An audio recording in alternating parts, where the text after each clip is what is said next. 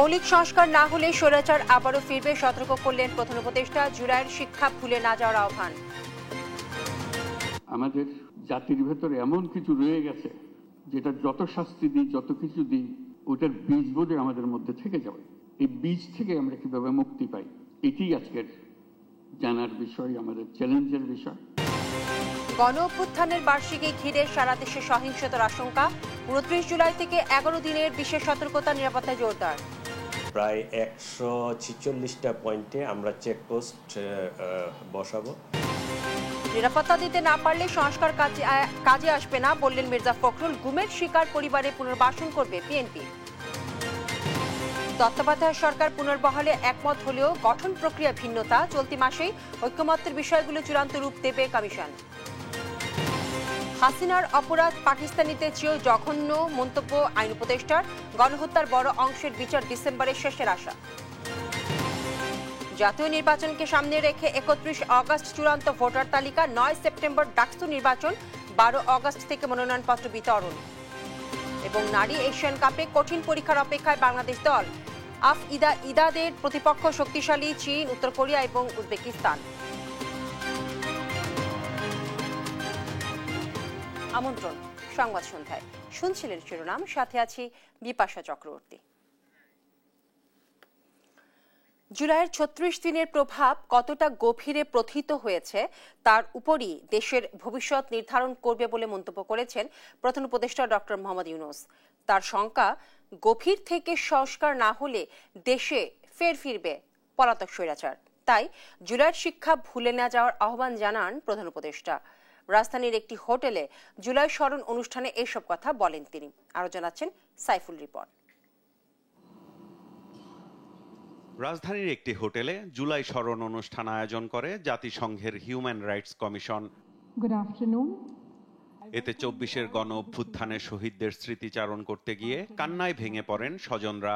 নির্বাচনের আগে জুলাই গণহত্যার বিচার দৃশ্যমান করার দাবি জানান তারা। আমার ছেলের যে খুনি, সারা বিশ্ব, সারা মিডিয়া, সারা বাংলাদেশ এখনো সে কক্সবাজারে কর্মরত আছে, আমি তাকে অ্যারেস্ট করাইতে পারি নাই। We also hope and expect that the judicial process will begin before the upcoming election so that at least we can find the path to justice that can finally start. অনুষ্ঠানে video বার্তায় জাতিসংঘের তথ্য অনুসন্ধান প্রতিবেদনের সুপারিশ বাস্তবায়নে অন্তর্বর্তী সরকারকে কার্যকর পদক্ষেপ নেওয়ার আহ্বান জানান জাতিসংঘ মানবাধিকার কমিশনার ভলকার তুর্ক।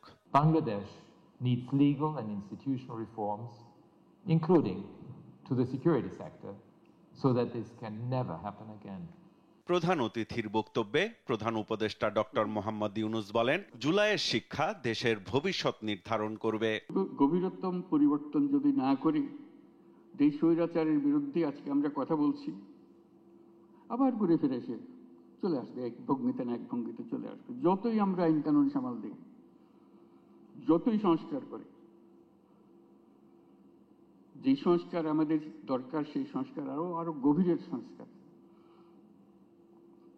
এই সংস্কার গুরুত্বপূর্ণ, আমি অস্বীকার করছি না, অত্যন্ত গুরুত্বপূর্ণ। কিন্তু আমার আবেদন হচ্ছে, আমাদের জাতির ভেতরে এমন কিছু রয়ে গেছে যেটা যত শাস্তি দিই, যত কিছু দিই, ওটার বীজ বোধে আমাদের মধ্যে থেকে যাবে। এই বীজ থেকে আমরা কিভাবে মুক্তি পাই, এটি আজকের জানার বিষয়, আমাদের চ্যালেঞ্জের বিষয়। জুলাই পুনর্জন্মের মাস উল্লেখ করে তিনি বলেন, জুলাইয়ের শিক্ষা ভুলে যাওয়ার সব পথ বন্ধ করে দিতে হবে। এখনো সুযোগ আছে, জুলাইয়ের শিক্ষা এখনো আমাদের কাছে তাজা আছে। মাঝে মাঝে ভয় হয় এই শিক্ষা ক্ষয়ে যাবে, ভুলে যাব, আবার অতীতের মতো ভাষা রপ্ত হয়ে যাবে, আবার সেই ভাষা ব্যবহার করব, আবার সেই ব্যাখ্যা ব্যবহার করব। সেই দিকে যাতে আমাদের যেতে না হয় আর কোনো দিন, এই পথ একেবারে বন্ধ করে দেওয়া, এই পথের কোনো ঠিকানা আমরা যাব না। আমাদের নতুন পথ রচনা হবে। সেই পথের দিকে আমরা যাব, সেই আমাদের কমিটমেন্ট।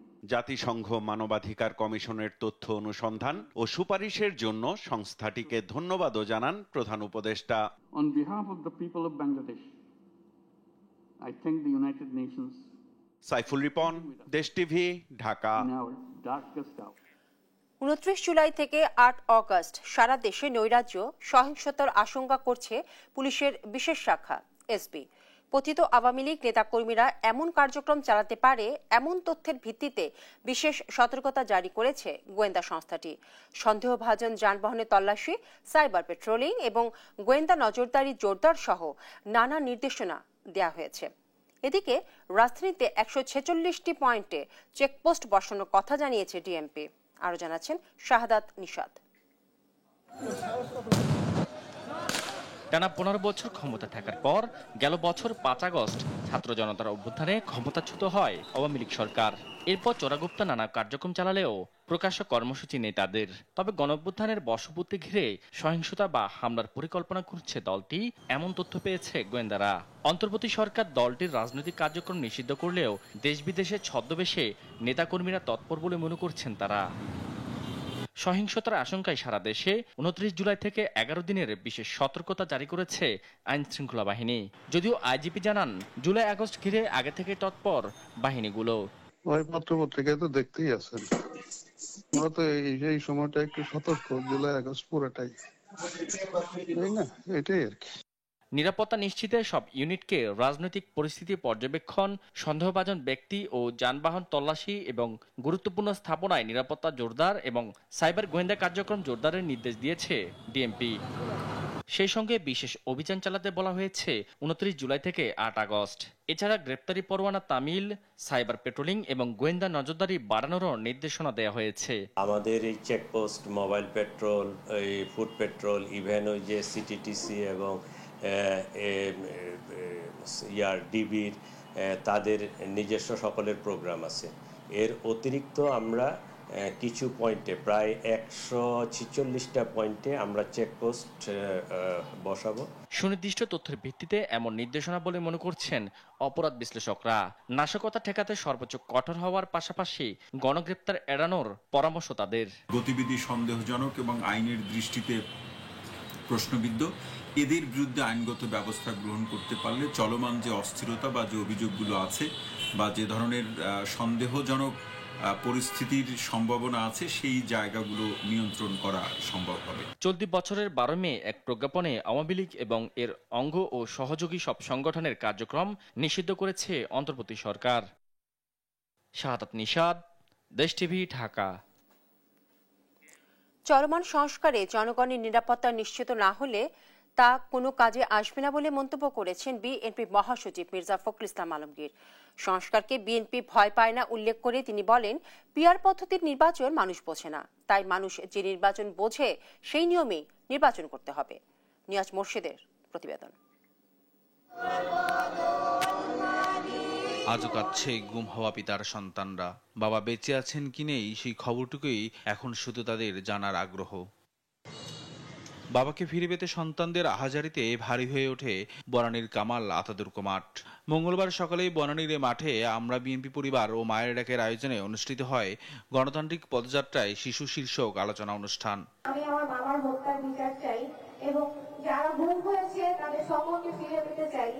সরকারের ওপর কোনো আশা আমাদের আর নাই, আমার ব্যক্তিগত আর নাই। এখন আমরা দলের প্রতি একটা আশা রাখতে পারি, যেহেতু আমার বাবা এই দল করেই অনুষ্ঠানে বিএনপি মহাসচিব মির্জা ফখরুল ইসলাম আলমগীর বলেন, যে সংস্কার জনগণের নিরাপত্তা দিতে পারে না সেই সংস্কার কোনো কাজে আসবে না। আমরা রাষ্ট্রের পরিবর্তন চাচ্ছি, কাঠামো পরিবর্তন চাচ্ছি, আমরা সংস্কার চাচ্ছি। সেই সংস্কার, সেই কাঠামো যদি আমার মানুষের সার্বিক উন্নয়নে না আসে, আমাদের এই শিশুদের ভবিষ্যৎকে নির্মাণ করতে সাহায্য না করে, তাদেরকে একটা নিরাপদ সিকিউর জীবন দিতে না পারে, তাহলে সেই সংস্কার কোনো কাজে আসবে বলে আমি মনে করি না। পরে জাতীয় প্রেস ক্লাবে এক আলোচনা সভায় যোগ দিয়ে বিএনপি মহাসচিব বলেন, সংস্কার নিয়ে বিএনপি ভয় পায় না, বরং স্বাগত জানায়। আনুপাতিক হারে প্রতিনিধি আপনার পার্লামেন্টের লোয়ার হাউসে, এটা আমাদের দেশের মানুষ বোঝেই না। তারা বলে পিআর কি জিনিস ভাই? যারা এখনো ইভিএম এ ভোট দিতে পারে না, বোঝে না ঠিক মতো, যার ফলে ইভিএম এ ভোট দেয় না, তার পিআর বুঝবে কি করে? এই চিন্তা ভাবনা থেকে দূরে সরে যেতে হবে। আর লন্ডনের বৈঠকে নির্বাচনের তারিখ নিয়ে যে সিদ্ধান্ত হয়েছে সেই সময়ের মধ্যেই নির্বাচন আয়োজন করার আহ্বান জানান মির্জা ফখরুল। রাজনৈতিক চেতনা। নিয়াজ মোরশেদ, দেশ টিভি, ঢাকা। তত্ত্বাবধায়ক সরকার ব্যবস্থা পুনর্বহালে সব দল একমত হলেও গঠন প্রক্রিয়া নিয়ে ভিন্ন মত রয়েছে রাজনৈতিক দলগুলোর। এ নিয়ে কমিশনের প্রস্তাবে জামায়াত এনসিপি একমত জানালেও আপত্তি বিএনপি সহ কয়েকটি দলের। এদিকে চলতি মাসের মধ্যে ঐক্যমত্য হওয়া বিষয়গুলি চূড়ান্ত রূপ পাবে বলে জানিয়েছেন কমিশনের সহ সভাপতি ডক্টর আলী রিয়াজ, যার খসড়া দু একদিনের মধ্যেই দলগুলোর কাছে খসড়া যাবে বলে জানান তিনি। তাইফুর রহমান তুহিনের প্রতিবেদন। মঙ্গলবার সকালে ফরেন সার্ভিস একাডেমিতে জাতীয় ঐক্যমত্য কমিশনের সাথে রাজনৈতিক দলগুলোর দ্বিতীয় পর্যায়ের 21তম দিনের শুরুতেই আলোচনা হয় তত্ত্বাবধায়ক সরকার ব্যবস্থা নিয়ে।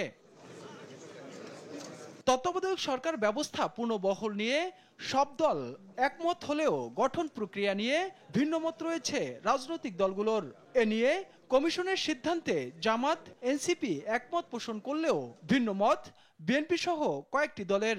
সরকারি দল 5 জনের নাম প্রস্তাব করবে, বিরোধী দল 5 জনের নাম প্রস্তাব করবে, আর তৃতীয় দল যেটি সেটিও 2 জনের নাম প্রস্তাব করবে। মোট 12 জন থেকেই কেয়ারটেকার সরকারের প্রধান কি হবেন সেটা চয়েস করা হবে। আমরা এটার উপরে ঐক্যমত্য পোষণ করেছি। প্রধানমন্ত্রী, বিরোধী দলীয় নেতা, স্পিকার, ডেপুটি স্পিকার এবং তৃতীয় দলগুলোর একজন প্রতিনিধি, সাথে বিচার বিভাগের 2 জন প্রতিনিধি বাছাই কমিটির মাধ্যমে র্যাঙ্ক চয়েস ভিত্তিতে যদি প্রধান উপদেষ্টা নির্বাচন করা হয়, মনোনীত করা হয়, তাহলে এটা একটা ফলপ্রসূ সিদ্ধান্ত আমাদের কাছে আসতে পারে। আমাদের যুক্তিটা হলো যে আমরা জুডিশিয়ারিকে বাইরে রেখেই তো এই তত্ত্বাবধায়ক সরকার ব্যবস্থা আমরা গঠন করতে চাচ্ছি। তো সেই ক্ষেত্রে জুডিশিয়ারির যে 2 জনকে নেওয়া হবে সেখানে হয়তো তাদের একটা ইনক্লাইনেশন থাকতে পারে। সেই জন্য আমরা এই প্রেক্ষিতে মনে করি এটাও ঠিক হবে না। তত্ত্বাবধায়ক সরকার ইস্যু এই ফোরামে সমাধান করতে হবে, নইলে গভীর সংকটে পড়বে দেশ, এমনটাও মনে করেন কেউ কেউ।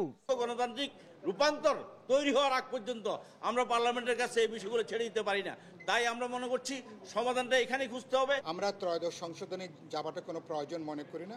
আমরা মনে করি যে র্যাঙ্ক চয়েসের মধ্য দিয়ে কোনো না কোনো একজন ব্যক্তিকে, যোগ্য অভিজ্ঞ ব্যক্তিকে সেখানে খুঁজে নেওয়াটা সেখানে সম্ভব। ঐক্যমত্য কমিশনের সহসভাপতি ডক্টর আলী রিয়াজ বলেন, 31 জুলাইয়ের মধ্যে যেসব বিষয়ে ঐক্যমত্য হবে সেগুলোই চূড়ান্ত রূপ দেবে কমিশন। প্রাথমিক পর্যায়ে যে সমস্ত ঐক্যমত্য হয়েছে সেগুলো আমরা আশা করছি আজ বা কালের মধ্যে রাজনৈতিক দলগুলোর সাথে আমরা তাদের কাছে পৌঁছে দিতে পারবো। এখন পর্যন্ত রাষ্ট্র কাঠামোর মৌলিক 20টি সংস্কারের মধ্যে 12টিতে নোট অফ ডিসেন্ট সহ ঐক্যমত্যে পৌঁছেছে রাজনৈতিক দলগুলো। তাইফুর রহমান তুহিন, দেশ টিভি, ঢাকা। জুলাই গণহত্যার বিচার কাজ দ্রুত সম্পন্ন করতে সরকার নিরলস কাজ করে যাচ্ছে বলে জানিয়েছেন আইন উপদেষ্টা ডক্টর আসিফ নজরুল। মঙ্গলবার বিচার প্রশাসন প্রশিক্ষণ ইনস্টিটিউটে জুলাই গণহত্যার বিচার আলোচনা এবং তথ্যচিত্র প্রদর্শন অনুষ্ঠানে এসব কথা বলেন তিনি। আর গণহত্যায় জড়িতদের বড় অংশের বিচার ডিসেম্বরের মধ্যে শেষ হবে বলে আশা জানান ট্রাইব্যুনালের চিফ প্রসিকিউটর। আরও জানাচ্ছেন মোহাম্মদ আলাউদ্দিন। জুলাই গণহত্যার বিচার কাজের অগ্রগতি ও অভ্যুত্থানে হত্যাকাণ্ডের নির্মমতা তুলে ধরতে মঙ্গলবার রাজধানীর বিচার প্রশাসন প্রশিক্ষণ ইনস্টিটিউটে জুলাই গণহত্যার বিচার আলোচনা ও তথ্যচিত্র প্রদর্শনীর আয়োজন করা হয়। জুলাই পুনর্জাগরণ অনুষ্ঠানমালার অংশ হিসেবে আইন, বিচার ও সংসদ বিষয়ক মন্ত্রণালয়ের এই আয়োজনে শহীদদের স্বজনরা অভ্যুত্থানে হত্যাকাণ্ডের নির্মমতা তুলে ধরেন। শহীদ ফ্যামিলির প্রতিনিধিত্ব আমি চাই। কেন চাই? আমাদের আবেগের কথা বলতেই হবে। দেশের সাথে স্থায়ী একটা সংস্কার এবং বিভিন্ন পর্যায়ে পদক্ষেপ গ্রহণ করবেন এই আশাবাদ ব্যক্ত করছি। এ সময় গণহত্যায় জড়িতদের বড় অংশের বিচার ডিসেম্বরের মধ্যে শেষ হওয়ার আশা জানান ট্রাইব্যুনালের চিফ প্রসিকিউটর। আমাদেরকে টাকা দিয়ে, আমাদেরকে প্রলোভন দেখিয়ে অথবা ভয় দেখিয়ে বিচার কার্য থেকে বিরতও রাখা যাবে না, বিচার কার্যে কোনো আপোষ করারও সুযোগ কাউকে আমরা ইনশাআল্লাহ দেব না। আর জুলাই হত্যাকাণ্ডে জড়িত ও নির্দেশদাতারা কিভাবে পালাতে সক্ষম হলো সেটিও বিচারের দাবি রাখে বলে মন্তব্য করেন পরিবেশ উপদেষ্টা সৈয়দা রিজওয়ানা হাসান। এই যে দেশ থেকে তারা চলে যেতে সক্ষম হলেন, এটাও তো একটা বিচারের দাবি রাখে। আইন উপদেষ্টা আসিফ নজরুল জানান, জুলাই গণহত্যার বিচার কাজ দ্রুত সম্পন্ন করতেই মন্ত্রণালয় নিরলসভাবে কাজ করছে। শেখ হাসিনা এবং তার দোসররা যে অপরাধ বাংলাদেশে করেছে, আমি সরি, আমার মানে 1971 সনে পাকিস্তানি বাহিনী এত জঘন্য অপরাধ করে নাই। এই পুরা টিম করছে। এই যে এটার সাথে আমরা যে লেগে আছি, তাজুলের সাথে দেখা হলে প্রথম কথা, তাজুল, আমরা নিজের কাছে নিজে মুখ দেখাতে পারবো না, আল্লাহর কাছে জবাব দিতে পারবো না। যত বাধাই আসুক গণহত্যার বিচার সম্পন্ন করা হবে বলেও জানান আইন উপদেষ্টা। মোহাম্মদ আলাউদ্দিন, দেশ টিভি, ঢাকা। দেশের সব জায়গা থেকে মুজিববাদীদের বিতাড়িত করার পাশাপাশি বিচারের আওতায় আনা হবে বলে মন্তব্য করেছেন এনসিপি আহ্বায়ক নাহিদ ইসলাম। মঙ্গলবার বিকেলে গাজীপুরের পথসভায় তিনি কথা বলেন। এর আগে টাঙ্গাইলের পথসভায় নাহিদ বলেন, সংখ্যালঘুদের নির্যাতনের রাজনীতি শুরু করেছে আওয়ামী লীগ। সহকর্মীদের পাঠানো তথ্য এবং ছবিতে জানাচ্ছেন শামীম হোসেন। জুলাই পদযাত্রার অংশ হিসেবে মঙ্গলবার বিকেলে গাজীপুরের মাওনা চৌরাস্তা এলাকায় পথসভা করে জাতীয় নাগরিক পার্টি। বক্তব্য রাখেন কেন্দ্রীয় নেতারা। সভায় ছাত্রলীগ, যুবলীগ ও আওয়ামী লীগের যেসব সন্ত্রাসী অস্ত্র দিয়ে ছাত্র জনতাকে হত্যা করেছে শিগগিরই তাদের গ্রেপ্তার করে বিচার নিশ্চিতের আহ্বান জানান এনসিপির উত্তরাঞ্চলের মুখ্য সংগঠক সার্জিস আলম।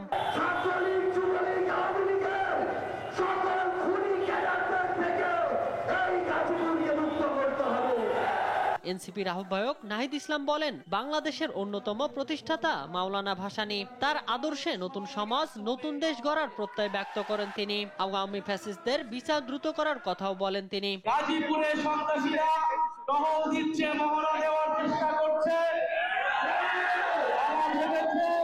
ভয় দেখিয়ে জাতীয় নাগরিক পার্টি এবং গণঅভ্যুত্থানের শক্তিকে তারা রুখে দেবে।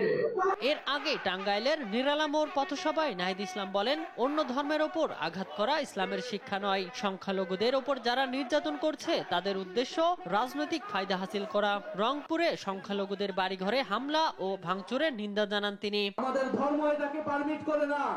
আমাদের ধর্মে বলা আছে, পিতার অপরাধের জন্য পুত্রকে দায়ী করা যাবে না, পুত্রের অপরাধের জন্য পিতাকে দায়ী করা যাবে না।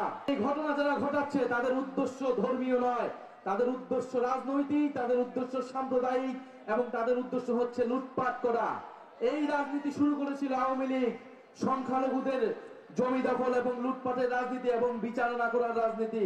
এনসিপি নেতারা বলেন, গণ অভ্যুত্থানের শহীদদের কাঙ্ক্ষিত দেশ বিনির্মাণ না করা পর্যন্ত এনসিপির লড়াই চলবে। শামীম হোসেন, নিউজ ডেস্ক, দেশ টিভি। ত্রয়োদশ জাতীয় সংসদ নির্বাচনকে সামনে রেখে আগামী 10 অগস্ট খসড়া ভোটার তালিকা এবং 31 অগস্ট প্রকাশ করা হবে চূড়ান্ত ভোটার তালিকা।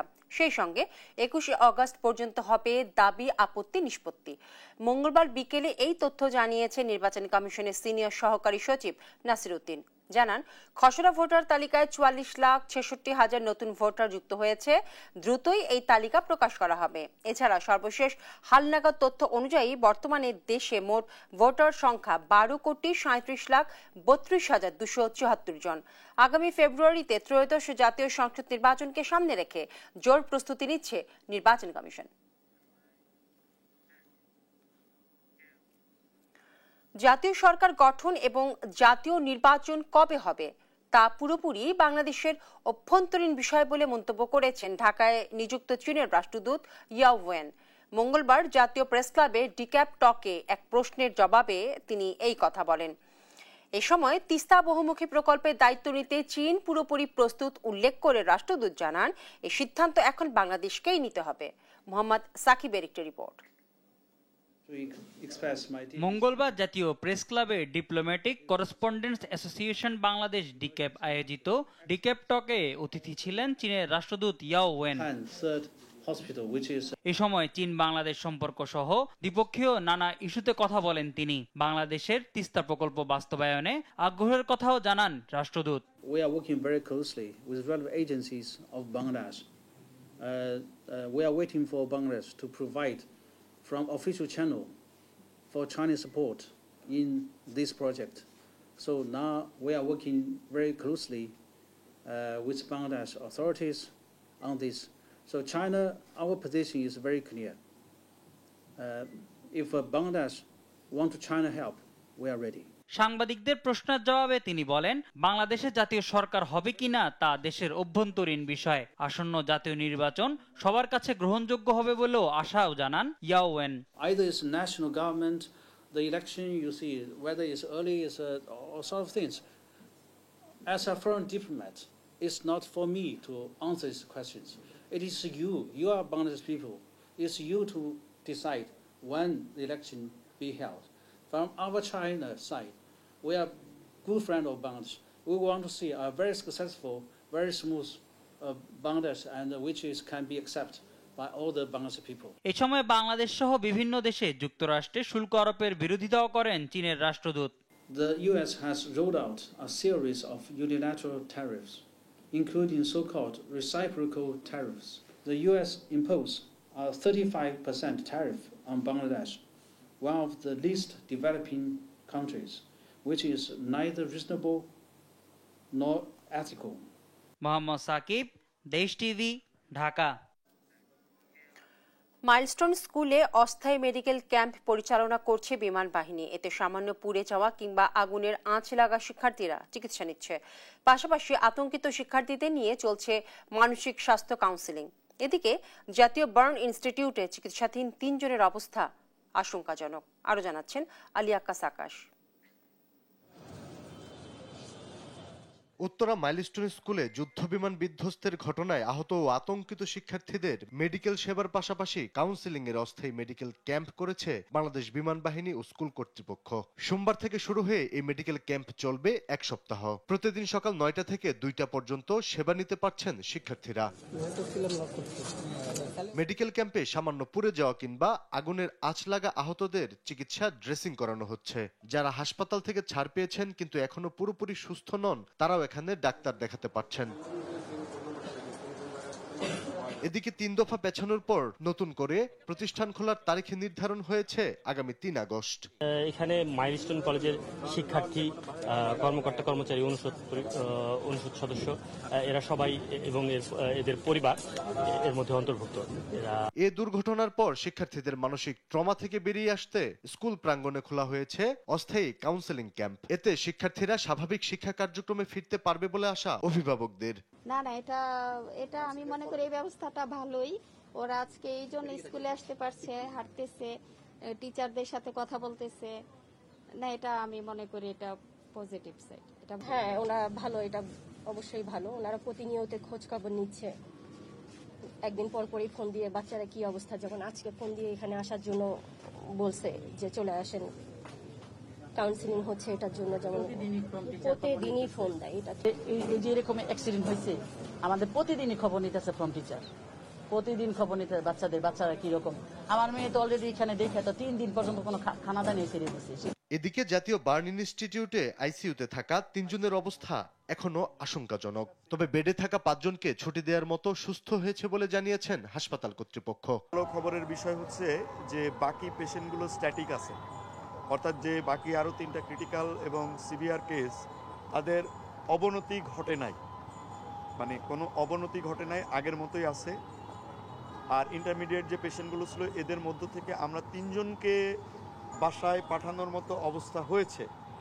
কিন্তু ওয়েদার প্লাস কয়েকদিন পরে আর একটা ড্রেসিং হবে, এই সমস্ত কথা বিবেচনা করে ওনাদেরকে আমরা পরবর্তী ড্রেসিং করে আমরা বাসায় পাঠিয়ে দিব। চিকিৎসা সেবার পাশাপাশি মানসিক ট্রমা কাটাতেও ভর্তি শিক্ষার্থীদের নিয়মিত কাউন্সেলিং চলছে বলেও জানান এই কর্মকর্তা। আমাদের ওয়ার্ডে রোগীর আলী আক্কাস আকাশ, দেশ টিভি, ঢাকা। আগামী 9 সেপ্টেম্বর হবে বহুল প্রতীক্ষিত ডাকসু নির্বাচন। 11 আগস্ট হবে চূড়ান্ত ভোটার তালিকা প্রকাশ, 19 আগস্ট মনোনয়নপত্র গ্রহণের শেষ দিন, আর 26 আগস্ট হবে প্রার্থীদের চূড়ান্ত তালিকা প্রকাশের দিন। তফসিল ঘোষণা করে চিফ রিটার্নিং কর্মকর্তা জানান, এই নির্বাচন নিয়ে কোনো চাপ নেই, সুষ্ঠু এবং গ্রহণযোগ্য নির্বাচন হবে। জান্নাতুল মোহলার প্রতিবেদন, জানাচ্ছেন মাহবুব তামিম। অবশেষে প্রকাশিত হলো ডাকসু নির্বাচনের তারিখ। ঢাকা বিশ্ববিদ্যালয় সিনেট ভবনে মঙ্গলবার বিকালে তফসিল ঘোষণা করেন চিফ রিটার্নিং অফিসার অধ্যাপক ডক্টর মোহাম্মদ জসিমউদ্দিন।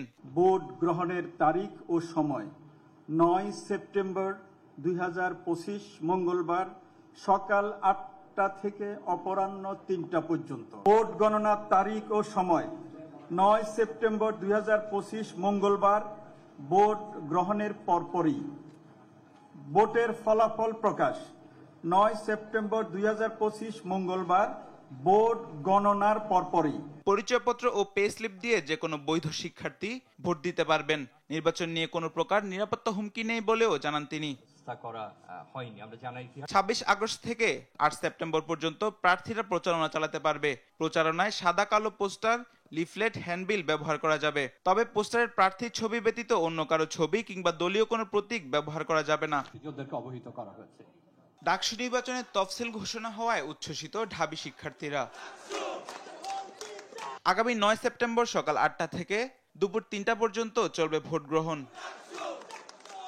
মাহবুব তামিম, দেশ টিভি, ঢাকা। গাজায় একদিকে চলছে ত্রাণ বিতরণ, অন্যদিকে গুলি করে মারা হচ্ছে মানুষ। মঙ্গলবার ভোর থেকে ইসরায়েলি হামলায় প্রাণ গেছে আরও অর্ধশতাধিক ফিলিস্তিনির।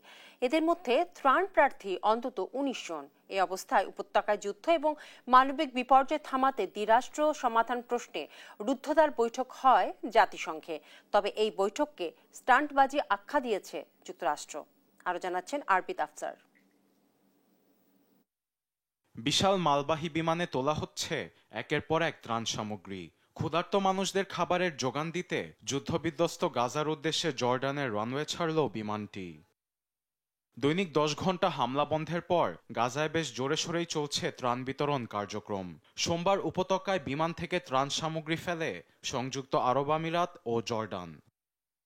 গাজায় ত্রাণ সামগ্রী বিতরণের তালিকায় যোগ দেওয়ার ঘোষণা দিয়েছেন জার্মান চ্যান্সেলর ফ্রিডরিখ মের্টস। সেই সঙ্গে ইসরায়েলকে অবিলম্বে গাজায় ভয়াবহ মানবিক পরিস্থিতি পরিত্রাণের পদক্ষেপ নেওয়ার আহ্বান জানিয়েছেন তিনি। এদিকে যুদ্ধবিরতিতে কোনো গতি না এলে দ্বিরাষ্ট্র সমাধানের উপর জোর দিচ্ছে বিশ্ব। এই বিষয়ে সোমবার জাতিসংঘের বৈঠকে বসেছেন বিশ্বের নানা দেশের নেতারা। ফিলিস্তিন রাষ্ট্র প্রতিষ্ঠা ও গাজায় যুদ্ধ বন্ধ না হওয়া পর্যন্ত ইসরায়েলের সঙ্গে কোনো ধরনের সম্পর্ক স্বাভাবিক করবে না বলে সাফ জানান দেন সৌদি পররাষ্ট্রমন্ত্রী ফয়সাল বিন ফারহান। এখানে উপস্থিত সকল রাষ্ট্রপ্রতিনিধিদের দ্বিরাষ্ট্রীয় পরিকল্পনাটি বাস্তবায়নের জন্য একটি যৌথ উদ্যোগ গ্রহণের আহ্বান জানাচ্ছি। সেই সঙ্গে গাজায় শান্তি প্রতিষ্ঠার জন্য ইসরায়েল ফিলিস্তিন দ্বিরাষ্ট্রীয় সমাধানের পেছনে জোর দিয়েছেন ফ্রান্সের পররাষ্ট্রমন্ত্রী জেন নোয়েল ব্যারট। সম্প্রতি ফিলিস্তিনকে রাষ্ট্র হিসেবে ঘোষণার জন্য ফ্রান্সকে ধন্যবাদ জানান ফিলিস্তিনের প্রধানমন্ত্রী মোহাম্মদ মোস্তফা। একই সঙ্গে আন্তর্জাতিক সম্প্রদায়ের প্রতি দ্বিরাষ্ট্র সমাধানের জন্য প্রয়োজনীয় পদক্ষেপ নেওয়ার আহ্বান জানিয়েছেন জাতিসংঘ মহাসচিব অ্যান্তনিও গুতেরেস। ফিলিস্তিনিদের জন্য রাষ্ট্র প্রতিষ্ঠা পুরস্কার নয়, এটি তাদের একটি অধিকার। আর রাষ্ট্র প্রতিষ্ঠায় অস্বীকৃতি সারা বিশ্বের চরমপন্থীদের জন্য একটি উপহার হবে।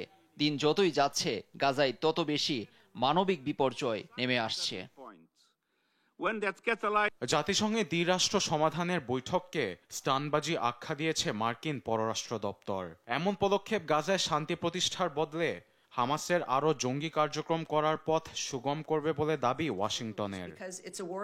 এদিকে 10 ঘন্টা হামলা বন্ধের কথা বলে নিরস্ত্র ফিলিস্তিনিদের উপর বর্বরতা অব্যাহত রেখেছে ইসরায়েল।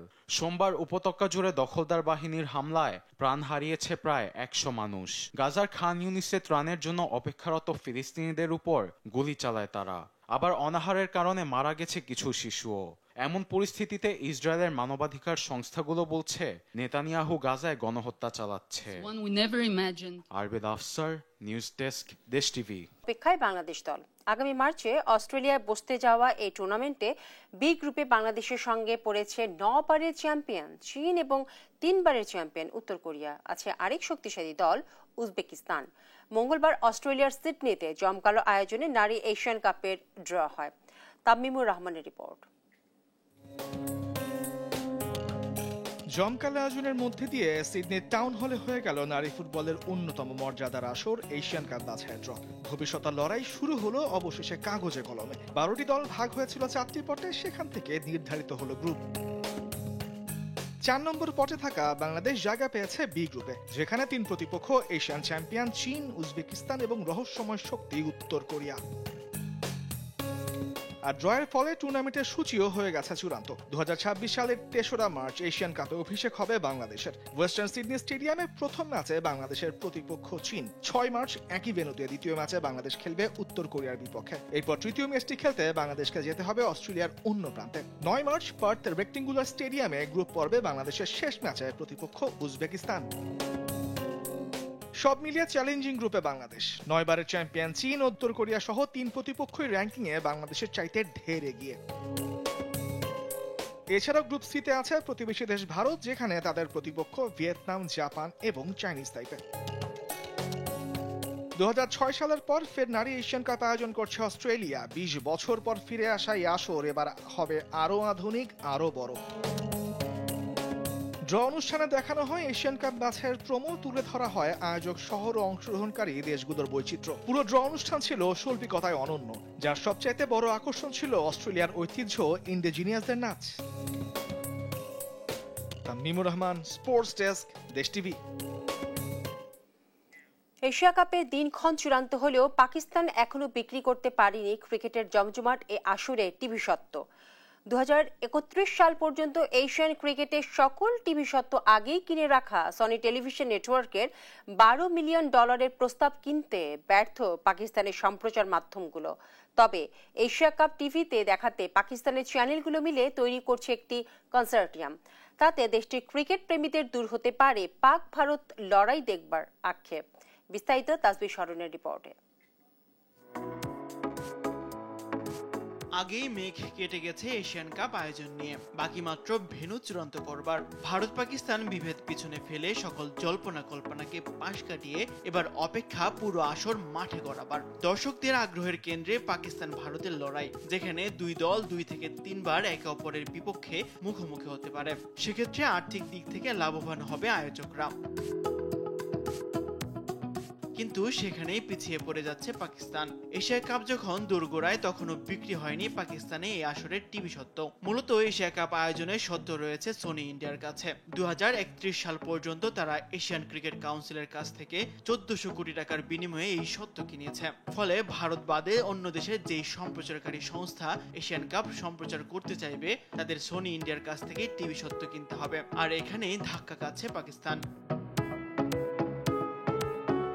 পাকিস্তানের সংবাদ মাধ্যমের দাবি সোনি ইন্ডিয়ার সম্প্রচার স্বত্ব বিক্রির জন্য $12 মিলিয়ন দাবি করেছে। পাকিস্তানের কোনো চ্যানেল এত টাকা দিয়ে সেই স্বত্ব কিনতে রাজি হচ্ছে না, কারণ এই টাকা বিনিয়োগ করে বাজার থেকে বিজ্ঞাপনের মাধ্যমে সেই টাকা তুলে আনা লাভজনক নয়। যে কারণে পাকিস্তানে কোথাও এশিয়া কাপ দেখানো হবে কিনা সেটা এখনো চূড়ান্ত হয়নি। এই পরিস্থিতিতে মনে করা হচ্ছে পাকিস্তানের চ্যানেলগুলো মিলে একটি কনসোর্টিয়াম তৈরি করে স্বত্ব কিনতে পারে। টিভি স্বত্ব চূড়ান্ত না হলেও ডিজিটাল মাধ্যমে চূড়ান্ত হয়েছে সম্প্রচার কার্যক্রম। এসএসসির আয়ের সবচেয়ে বড় উৎস এশিয়া কাপ, যেখানে ভারত থেকে আসে আয়ের 65% আর পাকিস্তান থেকে প্রায় 30%। এশিয়ান কাপে ভারত পাকিস্তান ম্যাচ হওয়াতে এটাকে অনেকেই পিসিবি বা পাকিস্তান ক্রিকেট বোর্ডের জয় হিসেবেই দেখছেন। তবে এই জয় উদযাপন করতে গিয়ে স্বস্তির খোঁজ পাচ্ছে না খোদ দেশটি। সোনির দীর্ঘমেয়াদী পরিকল্পনার টাকার অঙ্কে পিছু পা হওয়ার উপক্রম দেশটির প্রচার মাধ্যমগুলোর। তাসবিহ শরণ, স্পোর্টস ডেস্ক, দেশ টিভি। এই ছিল এখনকার সংবাদ সন্ধ্যা। পরের বুলেটিন দেখার আমন্ত্রণ রইল। ধন্যবাদ সবাইকে।